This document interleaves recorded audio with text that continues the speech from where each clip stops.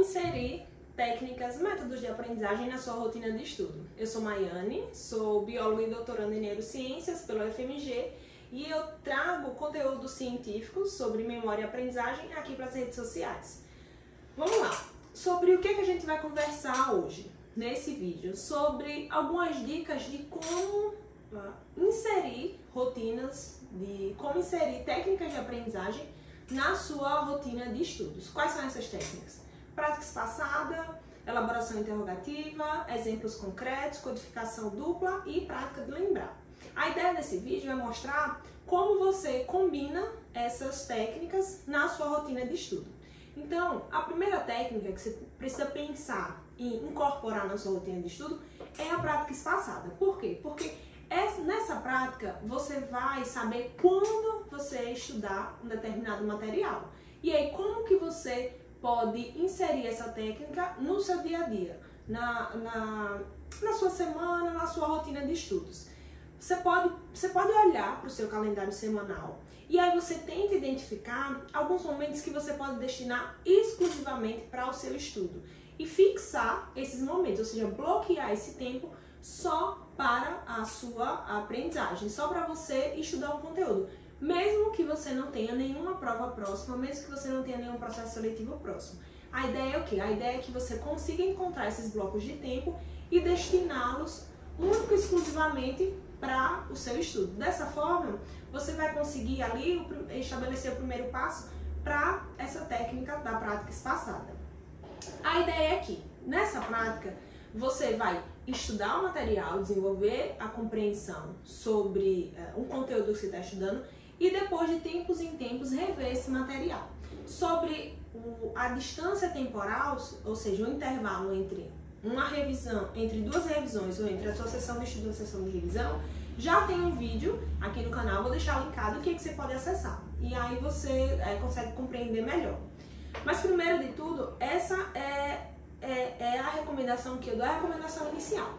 Primeiro, olhe para o seu calendário semanal e encontre momentos onde você pode deixá-los exclusivos para o estudo. A segunda dica para incorporação da prática espaçada na sua rotina de estudo é quando você tiver atividades de casa passadas por algum professor, não faça imediatamente após a aula, talvez no mesmo dia.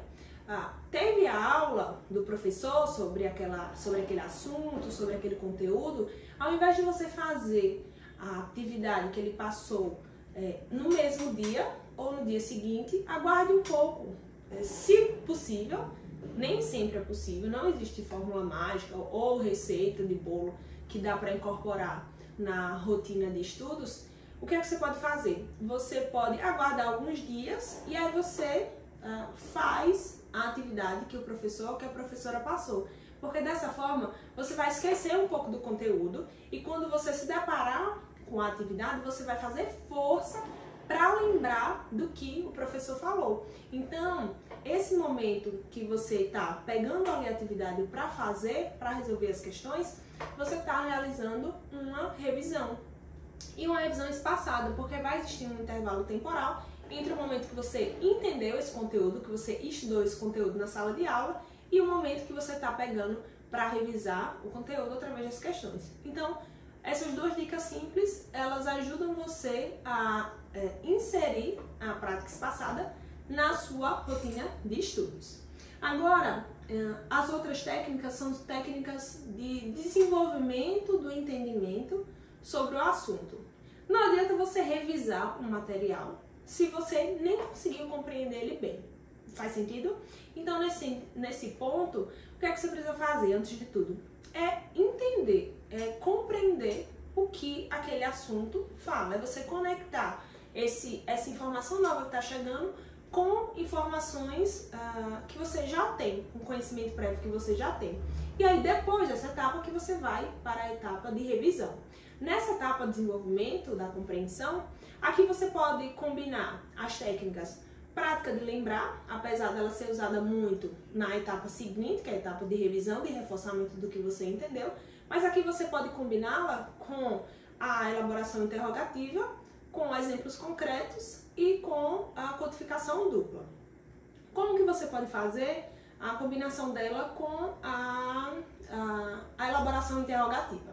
Imagine que você tem um capítulo para estudar, 1 ou 2 capítulos para estudar.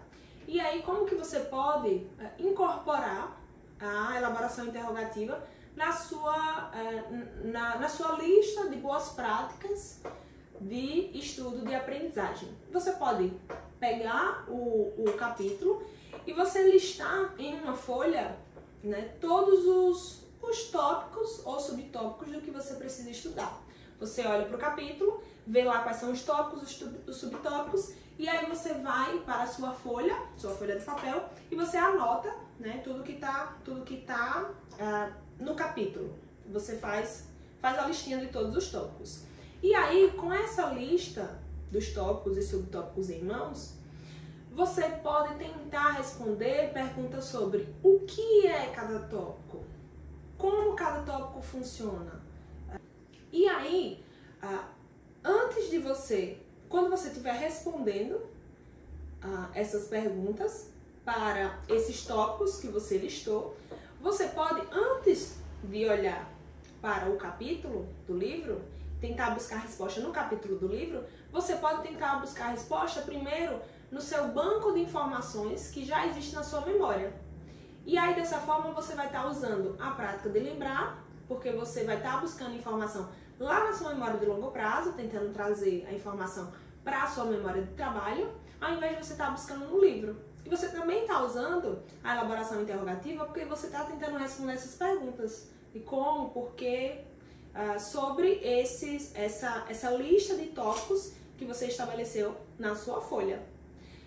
Caso não tenha conseguido no primeiro momento, mas pelo menos houve uma tentativa, após essa etapa, após esse momento, que aí você vai para o livro e tenta encontrar as respostas. Essa é uma forma de você usar a elaboração interrogativa. Uma outra forma de você também usar a elaboração interrogativa é, depois que você estudou o conteúdo, que você desenvolveu a compreensão sobre ele, você pode tentar fazer conexões sobre o assunto com o que você vivencia no seu dia a dia. Quando você estiver indo na academia, conversando com a sua família, com o seu namorado, com seus amigos, limpando a casa, passeando com seu cachorro ou fazendo algum outro tipo de trabalho, se você conseguir identificar uma conexão com esses elementos do dia a dia e com o que você estava estudando, isso tende a fortalecer a sua compreensão sobre o assunto, tende a melhorar o seu entendimento sobre o assunto que você estudou. Essa também é uma boa forma de incorporar a elaboração interrogativa na sua rotina de estudos, ok? Uma outra técnica é a dos exemplos concretos. Essa técnica dos exemplos concretos, ela é útil para quando você está estudando para quando você está estudando ideias abstratas. Porque ideias abstratas, geralmente elas não têm uma imagem que ela é exclusiva para ilustrar essa ideia. E aí, quando você traz exemplos concretos para ilustrar essa ideia abstrata que você está estudando, isso tende a ajudar tanto no entendimento dessa ideia abstrata, quanto na lembrança dessa ideia abstrata que você estudou em algum outro momento, no momento futuro. Então, quando você estiver estudando essas ideias que não tem um objeto, uma imagem, uma cena exclusiva para representá-la, você pode tentar encontrar exemplos concretos que já estão disponíveis, sejam em livros, na internet. Caso você não encontre, você pode criar os seus próprios exemplos concretos ou até pedir ao ChatGPT também para criar um exemplo concreto, para ilustrar essa ideia que você está estudando, que você está aprendendo. Só que, nesse caso, tanto de você desenvolver a ideia, quanto o exemplo concreto, quanto o ChatGPT desenvolver, como você ainda não vai ter um conhecimento muito grande sobre o conteúdo e também o ChatGPT ele pode gerar erros, O ideal é que, depois que esses exemplos concretos sejam criados, você tente pedir a opinião de algum especialista sobre esse assunto para verificar se aquele exemplo concreto ele realmente representa, ele é útil para te ajudar a entender a ideia abstrata que você está tentando compreender, ok? Uma outra técnica que você pode usar é a da codificação dupla. Essa codificação dupla é o que? É quando você usa informação verbal e informação visual para explicar uma mesma ideia, um mesmo conteúdo. E aí, como você está fornecendo duas rotas, né, de informação, isso tende a facilitar tanto a compreensão quanto a lembrança dessa ideia em algum outro momento, porque você está fornecendo tanto a rota verbal quanto a rota visual para que você lembre, para ajudar o seu cérebro a lembrar dessa informação em algum outro momento. E aí, como que você pode usar a codificação dupla em combinação com a prática de lembrar aqui? Imagine que existe um texto, você está estudando um texto, e aí esse texto não tem nenhuma ilustração. Então, só existe ali a informação verbal. O que é que você pode fazer? Você pode procurar na internet alguma imagem que ilustre esse texto, ou pelo menos uma parte muito importante do texto. Você também pode desenhar. E aí, em algum outro momento, depois que você encontrou essa figura ou que você desenhou, o que é que você pode fazer? Você pode olhar simplesmente só para a figura e tentar descrever a ideia que você quis apresentar a partir daquela figura ali. E aí você descreve essa ideia sem olhar para o texto. Você está usando a codificação dupla ali, porque você está usando a imagem e o texto, você está também usando a prática de lembrar. Porque antes de você olhar para o texto, você está descrevendo, né, com palavras, sejam palavras faladas ou palavras só pensadas, a figura que você está vendo ali, a informação visual.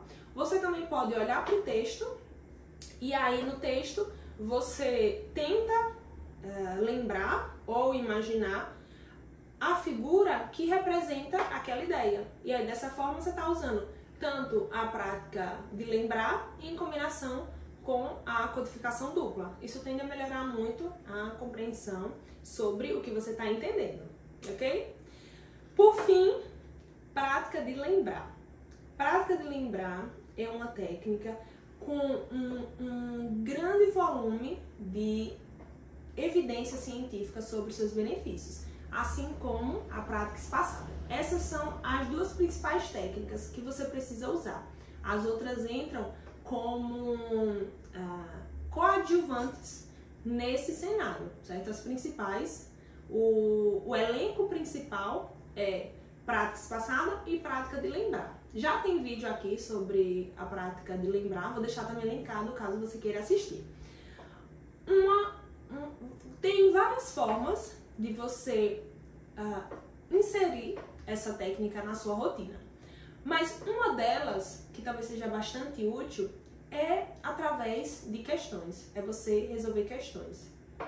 E aí, mais uma vez, reforço aqui que essa terceira etapa, que é onde você está usando a prática espaçada, é a etapa onde você está revisando o conteúdo. Você já compreendeu o conteúdo, você já estudou o conteúdo, você já entendeu sobre ele. Agora você está só resgatando ele da sua memória de longo prazo e trazendo para a sua memória de trabalho, certo? Então, nesse momento aqui, o que acontece? Você pode fazer isso através de questões. É uma das formas, existem várias outras, mas eu vou abordar hoje só essa forma. Como é que você pode fazer? Você imagine que você selecionou 20 questões. E aí, dessas 20 questões, você vai responder e você vai separar uma hora para responder essas 20 questões. Então, e são questões de múltipla escolha, né? Então, você lê a questão e tenta responder. E aí você vai fazendo isso para todas elas, né? Sem olhar para o seu material de estudo, sem olhar para o livro-texto, sem olhar para a apostila, sem olhar para o caderno. É só olhando para a questão e buscando informação lá na sua memória de longo prazo. E aí você tenta responder todas as questões. Algumas talvez você não consiga responder, outras você fique na dúvida, mas ainda assim você tenta responder todas elas. Não conseguiu responder? Tudo bem, não tem problema. Mas a ideia é que Você faça esforço, busque informação, tente lembrar do que você aprendeu, tente puxar essa informação lá da sua memória de longo prazo para responder essas questões.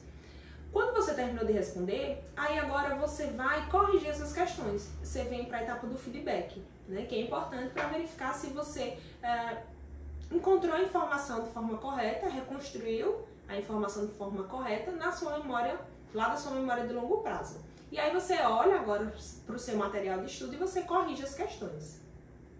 Algumas questões, e pode ser que em algum momento você erre determinadas questões e eu também não consiga responder. E o que é que você faz? O que é que você faz com essas questões? Você vai pegar elas, você pode anotar no caderninho, no qual você vai denominar de caderno de erros ou cadernos de desenvolvimento da compreensão. Por quê? O que é que significa? Como você não conseguiu responder, ou você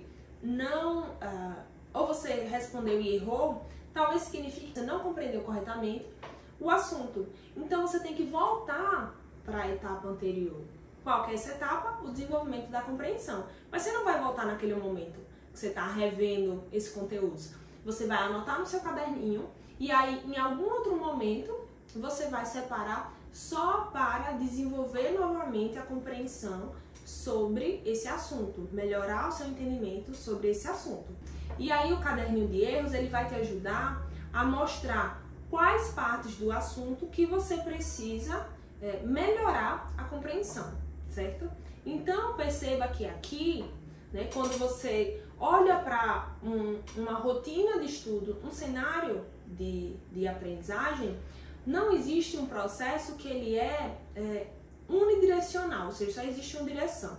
Você estuda o material, na verdade você planeja o que estudar, você estuda, você revisa e acabou. Não, não é isso. O que o processo, ele geralmente é um processo circular, onde você planeja o assunto, planeja o que estudar, você desenvolve a compreensão sobre o que estudar, você revisa, depois você volta para o planejamento sobre algo que você já tinha estudado, melhora a compreensão sobre o que você já tinha estudado, revisa novamente e aí você volta para esse processo que ele é circular. Então é mais ou menos dessa forma que você pode melhorar a sua rotina de estudos inserindo essas técnicas de aprendizagem. Lembrando que para você apoiar esse projeto, você vai se inscrever no canal, ativar as notificações, deixar um comentário e compartilhar com quem você gosta e com quem precisa desse tipo de conteúdo, ok? Então aí, espero que ele tenha sido útil para você, espero que esses conteúdos científicos ajudem você na sua jornada da aprendizagem e a gente se vê aí no próximo vídeo, provavelmente agora em 2024. É isso, um beijo e até a próxima. Tchau!